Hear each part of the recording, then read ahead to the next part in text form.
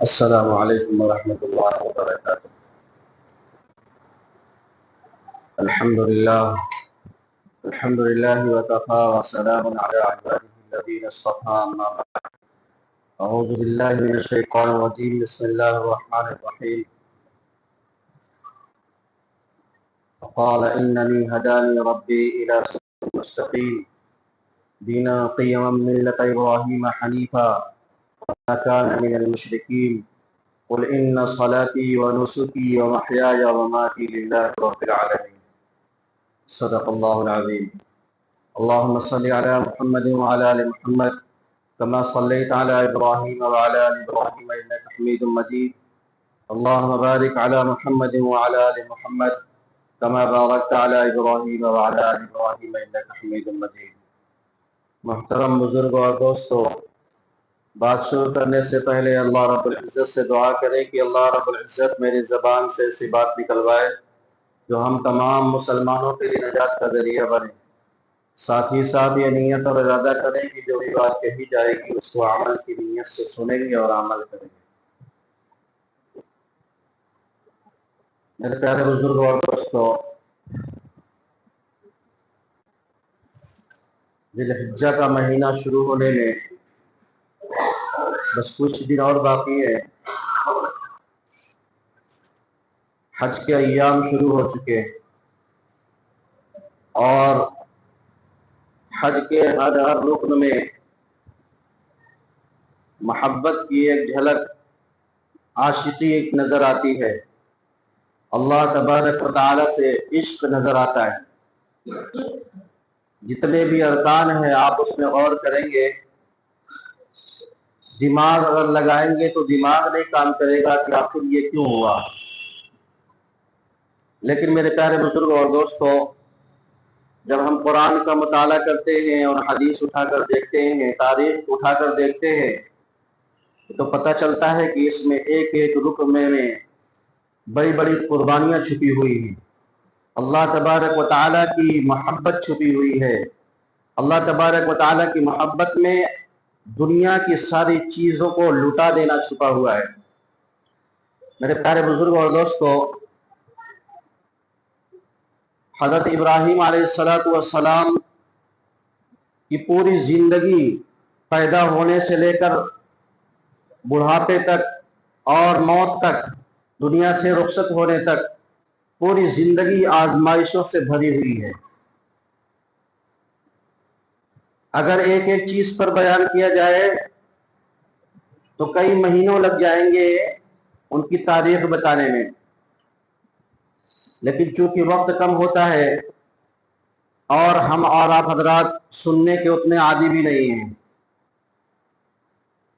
تو جہاں بھی بات ہوتی ہے بڑی شارٹ کٹ میں بات ہوتی ہے، لیکن بات اتنے سے ہی سمجھ میں آ جاتی ہے۔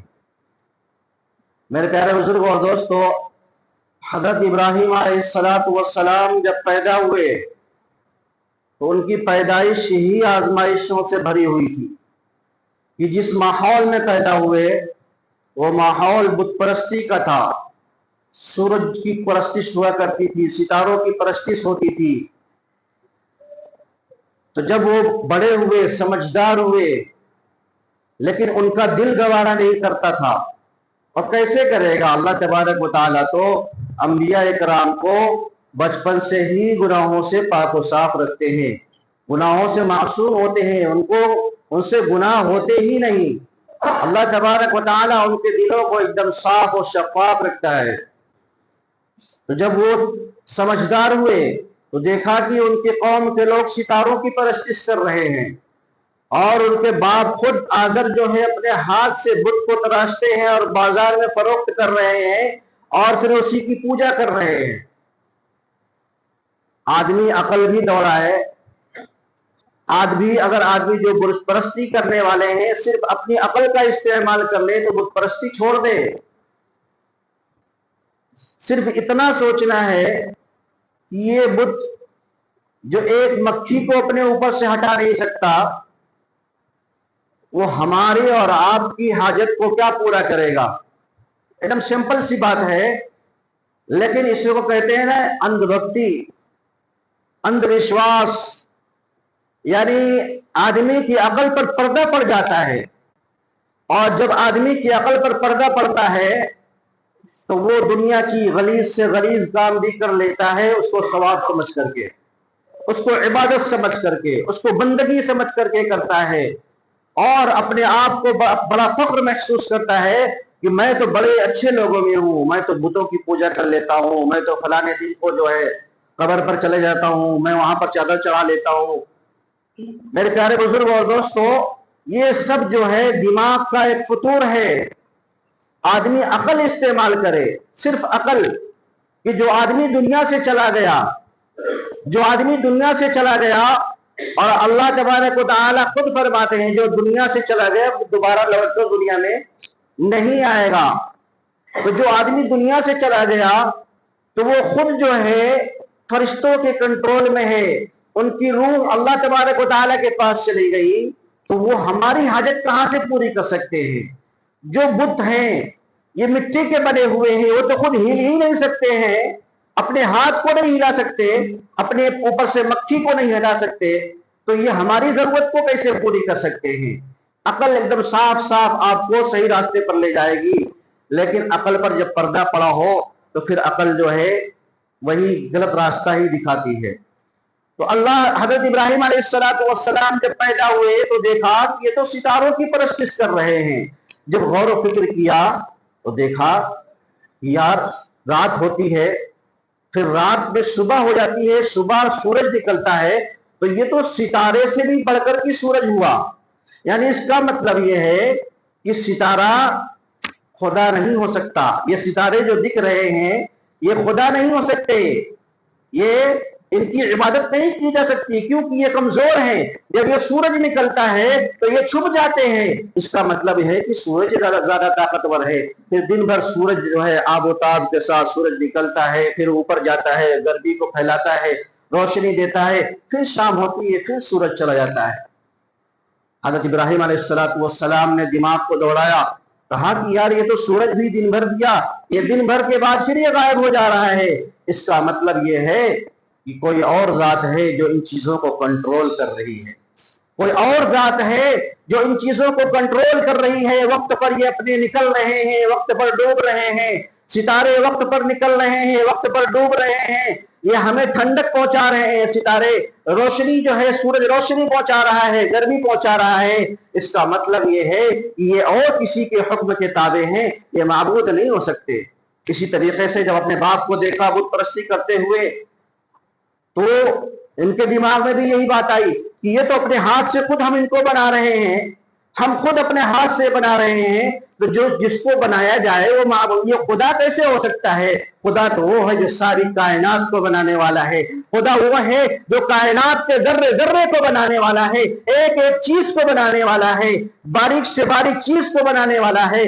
खुदा तो वही हो सकता है जिसको बनाने वाला कोई ना हो। कुल हुवल्लाहु अहद अल्लाहु समद लम यलिद वलम यूलद वलम यकुल लहू कुफुवन अहद। अल्लाह तबारक व तआला ने एकदम साफ साफ बता दिया कि अल्लाह वो है जिसका कोई सानी नहीं है, कोई दूसरा हो ही नहीं सकता।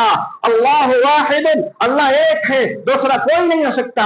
यही हम कलमे में पढ़ते हैं, ला इलाहा इल्लल्लाह, कि अल्लाह के सिवा कोई माबूद नहीं, मुहम्मदुर रसूलुल्लाह, हजरत मोहम्मद सल्लल्लाहु अलैहि वसल्लम अल्लाह के रसूल हैं। हम इसका इकरार करते हैं। अल्लाह समद लम यलिद वलम यूलद, ये अल्लाह वो है जो किसी से पैदा नहीं हुआ है, जिसको कोई पैदा नहीं कर सकता, उससे कोई नहीं पैदा हुआ और उसको कोई पैदा करने वाला नहीं है। अल्लाह वो है। तो हम जिसको बना रहे हैं वो माबूद, वो खुदा कैसे हो सकता है, उसकी हम इबादत कैसे हो सकते हैं, उसकी हम इबादत कैसे कर सकते हैं। और ये बात उनको अच्छी तरीके से समझ में आ गई। यही बात समझाने के लिए अपनी कौम को समझाने के लिए क्या किया कि एक बार मेला लगा हुआ था, पूरे के पूरे गांव वाले मेले में गए हुए थे। इन्होंने क्या किया, जितने माबूद थे, जितने जो है बुत बने हुए थे, जितने बुत बने हुए थे, सबको अपने हाथ से तोड़ दिया। जो सबसे बड़ा बुत था उसकी हाथ में कुल्हाड़ी पकड़ा दी اور جب لوگ لوٹ کر کے آ رہے ہیں تو دیکھ رہے ہیں اور یہ کیا ہو گیا. ایسے ہی ہوتا ہے جب آدمی جو ہے اندھ وشواس ہوتا ہے نا، جس کو اپنا خدا مانتا ہے.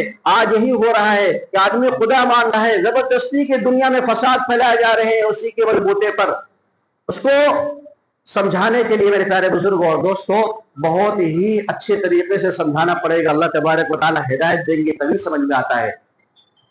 جب وہ قوم لوٹ کر کے آئی تو دیکھا کہ سارے بت ٹوٹے پڑے ہیں اور ایک بت کے ہاتھ میں کلہاڑی ہے. تو حضرت ابراہیم علیہ السلام کو چھوڑ کر کے پورا کا پورا گاؤں گیا ہوا تھا، کسی میلے میں گیا ہوا تھا یا کہیں پہ کوئی فنکشن تھا، کوئی پروگرام تھا، وہاں پر گئے ہوئے تھے. تو سارے کے سارے لوگوں نے حضرت ابراہیم علیہ السلام پر الزام لگایا. تو حضرت ابراہیم علیہ السلام نے کہا کہ یہ میں کیسے کر سکتا ہوں، یہ بڑا بت جو ہے یہی لگتا ہے سب کو توڑا ہے، کیونکہ یہ اپنے آپ کو بڑا سمجھتا تھا، اس کو برداشت نہیں ہوا، یہی اسی کے ہاتھ میں کلاڑی ہے، یہی جو ہے توڑا ہوگا. تو میرے پیارے بزرگ اور دوستوں انہوں نے کہا کہ یہ بت کیسے توڑ سکتا ہے، یہ تو اپنے ہاتھ بھی ہلا نہیں سکتا. حضرت ابراہیم علیہ السلام نے کہا یہی تو میں سمجھانے کی کوشش کر رہا ہوں کہ یہ جب کچھ نہیں کر سکتا، یہ جب کچھ نہیں کر سکتا تو تم اس کی عبادت کیسے کر سکتے ہو، یہ خدا کیسے ہو سکتا ہے. لیکن اس کے باوجود ان کو سمجھ میں نہیں آیا، ان کی مخالفت کے لیے تیار ہو گئے. انہوں نے بادشاہ کے پاس شکایت کی. اس وقت کا بادشاہ نمرود تھا، بہت بڑا ظالم اور اپنے آپ کو خدا کہنے والا تھا، لوگ اس کو خدا مانتے تھے. اس کے پاس لوگ گئے شکایت لے کر کے، تو لوگوں نے مشورہ کیا کہ اب تو یہ حد سے زیادہ آگے بڑھ گئے ہیں، قوم کو بہکا رہے ہیں، قوم کو بھٹکا رہے ہیں، قوم کو لوگ بتوں کی پرستش سے روک رہے ہیں، ان کا علاج کرنا پڑے گا. تو لوگوں نے مشورہ کیا، مشورے میں طے ہوا، مشورے میں بات چل رہی تھی، طے ہو نہیں پا رہی تھی کہ کیا کیا جائے. تو اس میں شیطان بھی شریک ہوا، لبادہ پہن کر کے انسان کا، اور اس میں شریک ہوا. اس نے مشورہ دیا کہ ایک آگ جلائی جائے، اتنی بڑی آگ جلائی جائے کہ سارے کے سارے لوگ لکڑیاں جمع کریں اور اس میں آگ جلائی جائے اور اس آگ میں حضرت ابراہیم علیہ السلام کو ڈالا جائے. یہ مشورہ ہوا، یہ طے ہو گیا. لوگ لکڑیاں اکٹھا کیے، مہینوں تک اکٹھا کیے لکڑیاں. اس کے بعد اس میں آگ جلائی گئی. روایت میں آتا ہے کہ وہ آگ اتنی تیز تھی کہ اوپر سے کوئی پرندہ گزرتا تھا تو اس میں بھی وہ آگ اس کو کھینچ لیا کرتی تھی. اتنی خطرناک آگ جلائی گئی. اس کے بعد اب پھینکنے کی باری آئی تو اب پھینکا کیسے جائے؟ اتنی خطرناک آگ میں کون ڈالے گا؟ جو پھینکنے جائے گا وہ خود جھلس جائے گا. تو پھر شیطان نے مشورہ دیا، منجنیق کا استعمال کیا گیا، جو گلیل کی شکل کا ہوتا ہے، اس پہ رکھ کر کے پیچھے کھینچا جائے اور اس کو اسی طریقے سے ان کو اس میں پھینکا جائے.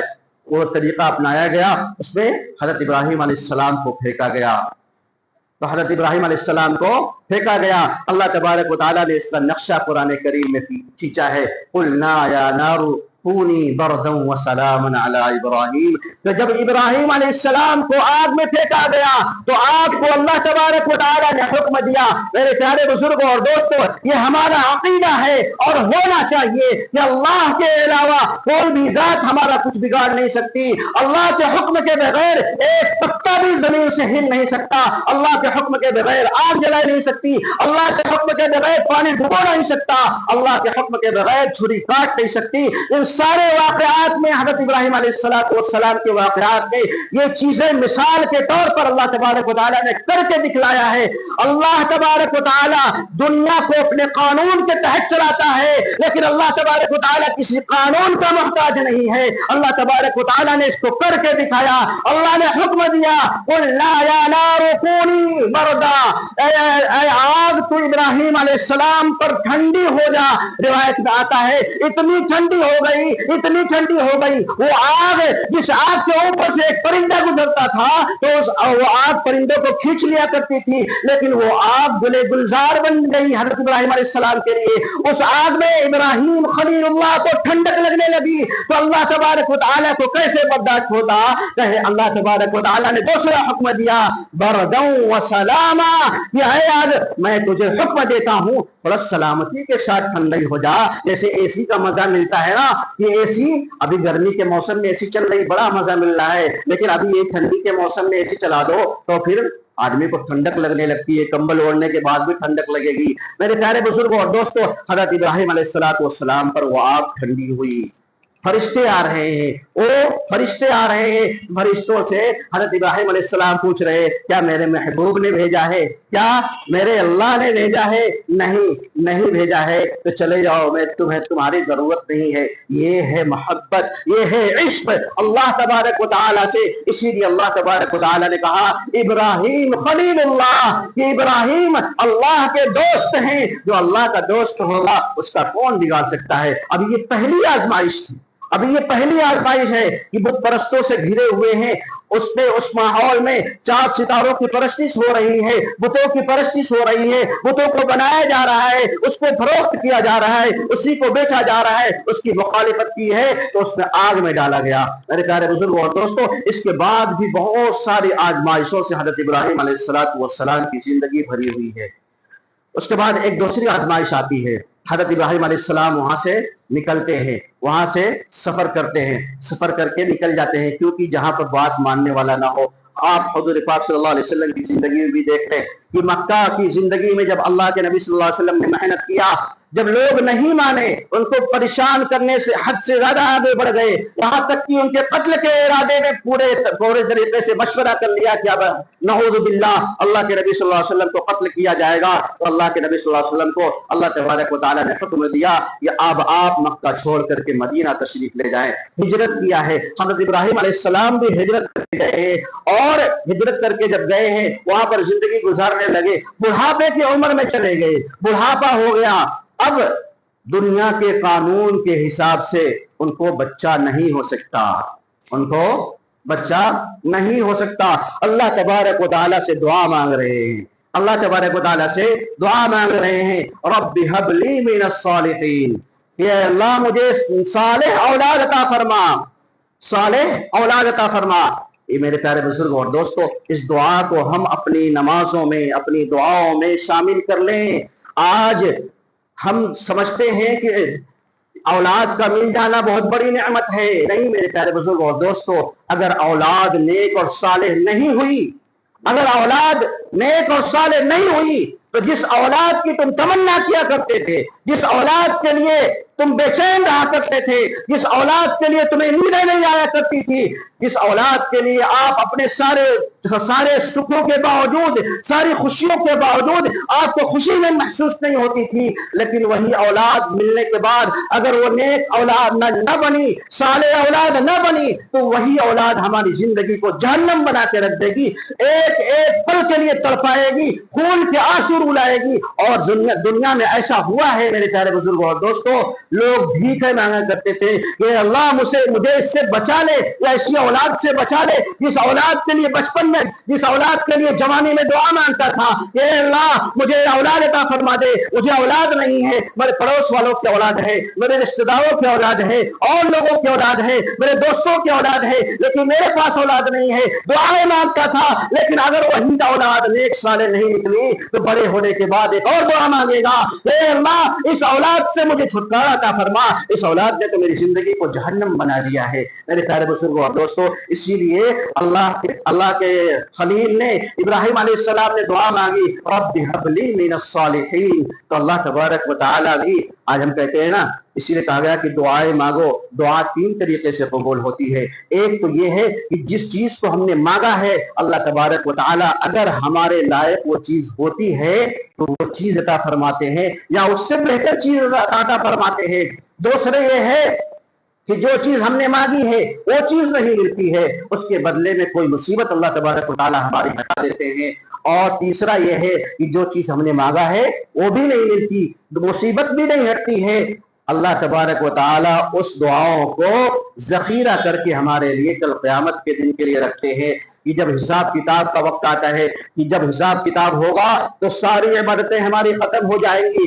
اللہ تبارک و تعالیٰ سب کچھ جاننے کے باوجود فرشتوں سے فرمائیں گے کہ دیکھو اس کے اعمال نامے میں کوئی ثواب کی چیز رکھی ہوئی ہے، کوئی ثواب کی چیز بچی ہے، تو فرشتے کہیں گے اے اللہ ساری عبادتیں اس کی ختم ہو گئی، کیونکہ اس نے فلاں کو ستایا تھا، فلاں کا حقوق ادا نہیں کیا تھا، فلاں کو گالی دی تھی، اس لیے اس کی ساری عبادتوں کا معاوضہ اس سے لے دے کر کے ختم کر دیا گیا، کچھ بھی نہیں ہے, اس کے پاس صرف گناہ ہی گناہ ہے, اب تو اس کے اوپر جہنم واجب ہو چکی ہے, لیکن اے اللہ اس نے یہ دعا مانگی تھی, اس نے وہ دعا مانگی تھی, اس نے فلاں دن یہ دعا مانگی تھی, روز یہ دعائیں مانگتا تھا لیکن اس کی دعا قبول نہیں ہوتی تھی, اے اللہ آپ اس کی دعاؤں کو اٹھا کر کے جہاں رکھے ہوئے ہیں, یہ پوٹلی میں بنا کر کے رکھی ہوئی ہے, اس کو ہم لاتے ہیں, اللہ تبارک و تعالیٰ کہیں گے لاؤ دیکھو, جب وہ دعائیں جائیں گی تو میرے پیارے بزرگوں اور دوستوں روایت میں آتا ہے کہ بعض لوگ اسی دعاؤں کی وجہ سے جہنم میں جانے سے بچ جائیں گے, کیونکہ اللہ تبارک و تعالیٰ ان کی دعاؤں کو اٹھا کر کے سیو کر دیتا ہے, سیونگ بینک میں رکھتا ہے, ہاں جس میں کوئی خطرہ نہیں ہے, یہ ایسا بینک ہے جس میں دھوکہ دھڑی نہیں ہوتی ہے. آج ہمارے جتنے بینک ہیں اکثر و بیشتر ہاں کبھی 50 روپے کٹ گیا کسی کا 40 روپیہ کٹ گیا, کسی کا 10 روپیہ کٹ گیا, پتہ نہیں چلتا. آدمی کہتا ہے یار لاکھ 2 لاکھ 50,000 لاکھ 20 لاکھ رکھا ہوا ہے, اس میں سے 50 روپیہ 10 روپیہ کٹ گیا, کیا مطلب ہے, ہونا بھی نہیں چاہیے ٹینشن. لیکن میرے پیارے بزرگوں اور دوستوں اس طریقے کے اسکیم, اس طریقے کی چوریاں ہمارے اکاؤنٹ سے ہو رہی ہیں, اور ہمارے استاد بہت پہلے بچپن میں ہی کہا کرتے تھے کہ پہلے زمانے میں سونے کے سکے چلا کرتے تھے, سونے کے اصلی سکے ہوا کرتے تھے, اس سے خرید و فروخت ہوتی تھی. پھر دنیا آگے بڑھی, ان یہودیوں نے اتنی محنت کی ان سونے کے سکے کو ختم کرا کر کے کاغذ میں تبدیل کرا دیا, کاغذ کے تبدیل کرا دیا, یعنی جو سونے کی قیمت کا ریٹ ہوتا تھا وہی آج دینار, اسی کاغذ کے ریٹ میں دینار کا ریٹ ہوتا ہے. جو اصلی دینار کا ریٹ ہوتا تھا, جو درہم کا ریٹ ہوتا تھا سونے کا, وہی درہم کا ریٹ کاغذ کے ٹکڑے میں کرا دیا. اور آئندہ یہ بھی آج نہیں بات بتا رہا ہوں, آج سے 20 سال 25 سال پہلے کی بات کر رہا ہوں, ہمارے استاد کہا کرتے تھے آنے والے دنوں میں تب یہ ڈیبٹ کارڈ, کریڈٹ کارڈ, فلاں کارڈ, پتہ نہیں کون سا card, pay T M card, A T M card, کچھ بھی نہیں تھا, یہ سب کچھ بھی نہیں تھا. ہمارے استاد فرمایا کرتے تھے یہ سب کچھ ختم کرا دے گا, ایک چھوٹا سا کاغذ کا ٹکڑا تمہیں تھما دے گا, اسی کی بنیاد پر پوری دنیا تم سفر کرو گے, تمہارے جیب میں پیسے نہیں ہوں گے, تمہارے جیب میں پیسے نہیں ہوں گے. آج ہم دیکھ لیں 5 روپے کا سامان ہم خریدتے ہیں تو کہتے ہیں کیو آر کوڈ ہے, کیو آر کوڈ ہے بھائی, ہم 5 روپے تمہارے لیے مار دیتے ہیں, کیوں کہ ہمارے پاس پیسہ نہیں ہے, سب کچھ موبائل میں ہے, سب کچھ اکاؤنٹ میں ہے. کوئی ہماری موبائل ہیک کر لے, کوئی اکاؤنٹ ہیک کر لے تو سارا کا سارا پیسہ ہمارا چلا گیا. تو میرے پیارے بزرگوں اور دوستوں اللہ تبارک و تعالی ہماری عبادتوں ہماری دعاؤں کو جمع کر کے رکھتے ہیں. تو اللہ کے خلیل نے بھی دعا مانگی رب ہب لی من الصالحین, تو اللہ تبارک و تعالی تو ان سے زیادہ جاننے والے ہیں. اللہ تبارک و تعالی کو معلوم تھا کہ یہ تو صالح اولاد مانگ رہے ہیں, لاؤ میں ان کو دوسرا, کیونکہ آگے جو مرحلہ آنے والا ہے اس سے بھی بڑا, کیونکہ وہ صالح ہی اولاد, جو صالح خالی اولاد ہوگی, نیک ہوگی, وہ اس چیز کو نہیں برداشت کر پائے گی. اس کے اونچے لیول کا ان کو لڑکا عطا فرمانا ہے, اس کے اونچے لیول کا بیٹا عطا فرمانا ہے. فبشرناہ بغلام حلیم, کہ بردبار, نیک, برداشت کرنے والا, ساری مصیبتوں کو جھیلنے والا, ایسا اللہ تبارک و تعالی نے ان کو لڑکا عنایت فرمایا. میرے پیارے بزرگ اور دوستوں آگے کے واقعات انشاءاللہ اگلے جمعہ میں بیان کروں گا. بس آپ سے درخواست ہے کہ جتنا آج بیان ہوا میرے پیارے بزرگوں اور دوستوں, ہم حضرت ابراہیم علیہ السلام کی قربانیوں کو یاد کریں. جو لوگ حج پہ گئے ہیں ان سے دعا کی درخواست کریں, ان سے دعا کی درخواست کریں. اور جو لوگ حج نہیں کیے ہیں ان پر اگر جس کے پاس اتنا پیسہ ہو کہ آدمی اپنے اتنے دنوں کے جتنا دن حج کرنے میں لگتا ہے اتنے دن اپنے اہل و عیال کا خرچ اٹھا سکتا ہو, سکون کے ساتھ وہاں کا سفر کر سکتا ہو, سفر کر کے آ سکتا ہو, اتنا پیسہ اس کے پاس اگر ہے, چاہے وہ کسی بھی مقصد سے رکھا ہو, کسی بھی کام سے رکھا ہو, گھر بنانے کے لیے رکھا ہو, شادی بیاہ کے لیے رکھا ہو, کسی بھی کام سے رکھا ہو, اگر اس نے حج نہیں کیا, اگر اس نے حج نہیں کیا اور حج کے ایام گزر گئے, اس کا انتقال ہو گیا, تو اللہ کے نبی صلی اللہ علیہ وسلم فرما رہے ہیں کہ کوئی گارنٹی نہیں ہے اس کی, وہ یہودی ہو کر مرے چاہے نصرانی ہو کر مرے. اللہ ہم سب کی حفاظت فرمائے, اللہ ہم سب کو دین کی صحیح سمجھ عطا فرمائے. وآخر الدعوانا الحمدللہ رب العالمین.